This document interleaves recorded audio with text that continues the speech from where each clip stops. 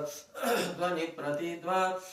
नलसद्रुमाकुलम् अत्र भोक्तव्यं समाविर्दिवारूढं सुरार्तिसा वत्सा समीपे पितवा चरन्तुं शनकैस्तृणा तथेति पायैर्व्यत्वर्भा वत्सानारुध्य सार्वके कृत्वा शिक्यानि बुभुजु समं भागवतं मुदा कृष्णस्य विश्वाकपुरराजिमण्डलैः सम्याननाथुल्लदृशोऽवदार्भता सहोपविष्टा विपिने विरेणु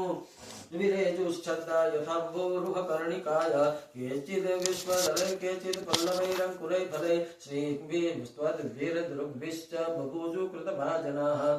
सर्वे मिथो दर्शयन्तः स्वस्वभोज्य रुचिं पृथम् असन्तो हासयस्ताभ्यो भजूषहेश्वराः वैभ्रद्वेणुं जठरपटयो शृङ्गवेणे च कक्षे वामौ पाणौ म्रशुकवलं तत्फलान्यङ्कुलीषु तिष्ठन् मध्ये स्वपरिसुहृदो हासयन्नर्मभिर्स्वै स्वर्गे लोके मिषति बुभुजो यज्ञभुग्बालकेति भारतैवं वपस्येषु भुञ्जानि स्वविषुमसु वत्सावसवरेरूरं